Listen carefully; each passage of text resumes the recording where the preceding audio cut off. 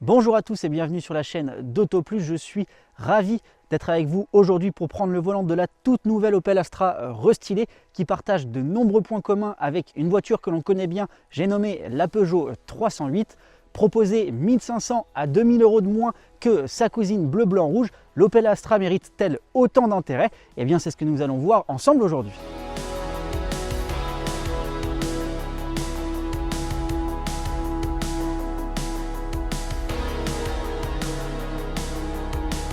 Les principaux changements stylistiques de cette Opel Astra restylée se font sur la face avant avec des lignes beaucoup plus osées et travaillées, notamment au niveau du bouclier jusqu'à l'extrémité des ailes avec ces parties en noir brillant qui lui donnent un aspect moins monobloc, plus aérodynamique et beaucoup plus moderne. Mais la grande nouveauté, c'est le système d'éclairage avec le Blitz Opel qui est accompagné par l'Opel Visor et la technologie Opel Compass. Un moyen donc d'éclairer la calandre sur toute sa largeur. Et en fait, c'est le chrome qui a véritablement disparu de cette Opel Astra et qui a été remplacé par la lumière. On dispose en plus aujourd'hui sur notre modèle du jour de la technologie IntelliLux qui nous permet d'avoir jusqu'à 50 000 LED pour avoir un éclairage optimal sur la route. Attention cependant, cette technologie elle est disponible en option sur les modèles d'entrée de gamme. Néanmoins, vous gardez toujours l'Opel Visor et le dispositif lumineux pour éclairer cette calandre. Et je ne sais pas vous, mais moi je trouve que ça lui donne un vrai charme sur la route. De profil, si l'on distingue la silhouette de la 308, puisque les deux véhicules partagent la même plateforme, cette Opel Astra est un peu plus sage, je trouve, même si les ailes arrière et la custode présentent des arêtes tranchantes.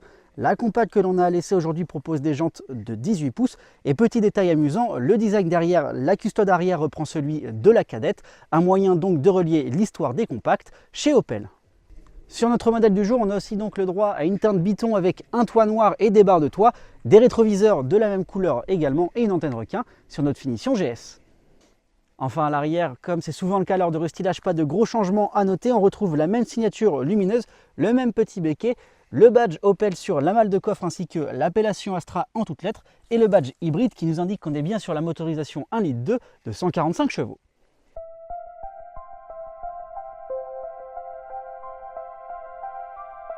À bord, s'il y a du mieux sur cette Opel Astra restylée, l'ambiance reste un peu terne avec beaucoup de noir et de gris. On va seulement avoir deux bandes lumineuses sur les contreportes pour égayer un peu le tout, c'est dommage.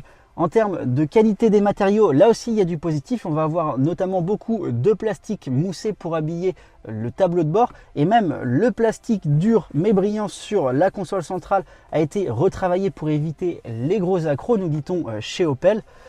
On va en plus avoir des sièges issus de matériaux 100% recyclés avec une découpe dorsale qui va nous permettre d'avoir moins de pression au niveau du coccyx. Ça on attendra de voir à la conduite, mais c'est vrai qu'on est plutôt bien installé dans ces sièges pour le moment. Pour ce qui va être du conducteur et de l'interface homme-machine, vous allez avoir un écran central dont les animations ont été retravaillées et qui se montre un peu plus fluide. Alors c'est pas non plus le meilleur dans cet exercice. Néanmoins, ça devrait être suffisant pour l'usage que vous en faites. C'est sur celui-ci que vous allez régler l'ensemble des paramètres liés au véhicule. Et il est associé à un compteur numérique qui est situé en face du conducteur et qui n'est pas gêné par le gros volant. En revanche, voilà, il aurait pu être un petit peu plus joli. Je le trouve un peu trop sobre. Mais bon, j'ai envie de vous dire, c'est un petit peu la rigueur allemande, mine de rien. Mais voilà, ça aurait pu être un petit peu plus détaillé pour avoir une vraie personnalité, une vraie patte Opel, avec notamment, je pense à l'animation qui s'allume quand vous appuyez sur le bouton de démarrage. Vous avez le petit Opel Visor qui reste sur l'écran central. Ça aurait été bien de l'avoir un petit peu partout et d'avoir une vraie direction artistique en ce sens. L'Opel Astra restylée garde quand même quelques boutons physiques pour maximiser l'ergonomie, notamment pour le système de climatisation qui va se situer juste sous l'écran central. Vous allez aussi avoir la commande de boîte qui est située sur la console centrale, ça ne bouge pas. Et au global, vous allez avoir suffisamment d'espace de rangement avec notamment un chargeur à induction avec deux prises de type USB-C, deux portes gobelets ou encore un espace supplémentaire ici pour ranger quelques objets. Mais au global, sur cette partie avant de l'habitacle, je trouve que ça manque encore d'un petit peu de charme.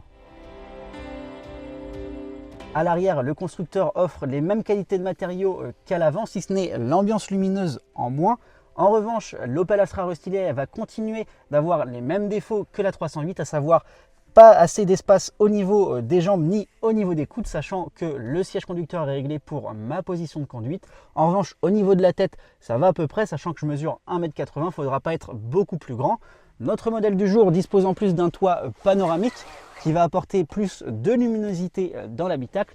Et en ce qui concerne le volume de coffre de la version berline, il est identique à celui de la 308, à savoir 397 litres.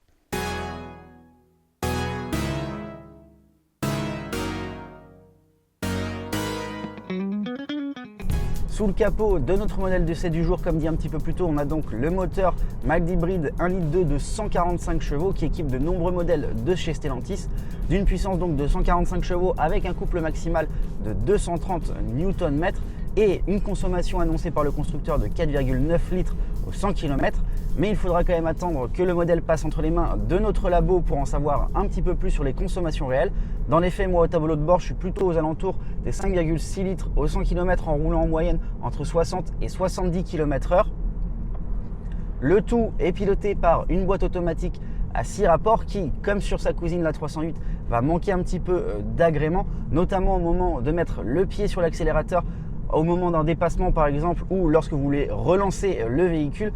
Ça va patiner un petit peu, va y avoir un petit temps de latence que l'on connaît bien chez les modèles Stellantis équipés de ce moteur. Malgré cet agrément boîte moteur un peu capricieux à la relance, vous avez quand même de quoi vous faire plaisir sur les petites routes de montagne, toujours en respectant les limitations de vitesse bien sûr, grâce à une direction qui est assez précise, et vous êtes en plus assez bien maintenu dans les sièges dont on parlait au moment de présenter l'intérieur. Et c'est vrai que sur la centaine de kilomètres que j'ai dû parcourir au volant de la voiture, pour le moment j'ai pas du tout mal au coccyx, donc ça c'est un vrai bon point encore une fois pour cette Opel Astra. Toujours basé sur la plateforme EMP2, comme on le disait aussi en introduction, cette Opel Astra elle se montre toujours aussi dynamique qu'avant restylage. Néanmoins, elle n'est pas plus incisive en virage que sa cousine la 308. Elle se montre même un petit peu plus ferme avec des suspensions qui sont un peu plus dures. Ça rajoute pas pour autant plus de sportivité au modèle. Néanmoins, on va avoir une position de conduite qui est assez claire, typique d'une berline, avec pour le coup les compteurs qui ne sont pas cachés par le volant. On a même le droit à une grande lunette arrière pour améliorer la visibilité et tout un tas d'aides à la conduite pour vous aider, avec en plus une conduite autonome de niveau 2 qui est paramétrable sur le volant, et elles sont désactivables assez facilement grâce à un raccourci via un bouton physique qui est situé sur le tableau de bord. En ville, cette Opel Astra elle se montre plutôt douce, avec la possibilité de rouler selon le constructeur, encore une fois, 50% du temps en tout électrique. Et certains membres de l'équipe nous ont même dit que plusieurs confrères avaient réussi à parcourir jusqu'à 1000 km en seulement un plein avec cette motorisation. Alors je pense que c'est en maximisant et en rendant le modèle le plus efficient possible. Sur autoroute, cette Opel Astra va se montrer un peu plus bruyante, mais pas trop, puisqu'on a un vitrage acoustique qui fait plutôt bien son travail. Vous allez plus entendre le bruit du moteur par exemple. Et pour piloter cette Opel Astra, vous allez disposer de 3 modes de conduite qui sont somme toute assez classiques, à savoir un mode éco, un mode normal et un mode sport. Les versions hybrides rechargeables et électriques, elles auront droit à un mode de récupération d'énergie, tandis que nous, les palettes au volant servent à gérer la commande de boîte, et ça nous permet aussi de repasser en manuel et de gagner un petit peu plus de peps au moment des dépassements, ce dont je parlais tout à l'heure. Voilà, je pense qu'on a fait le tour de ce que j'avais à vous dire sur la conduite de cette Opel Astra. Maintenant que le temps s'est un petit peu dégradé, on va s'arrêter pour parler des prix et conclure cet essai.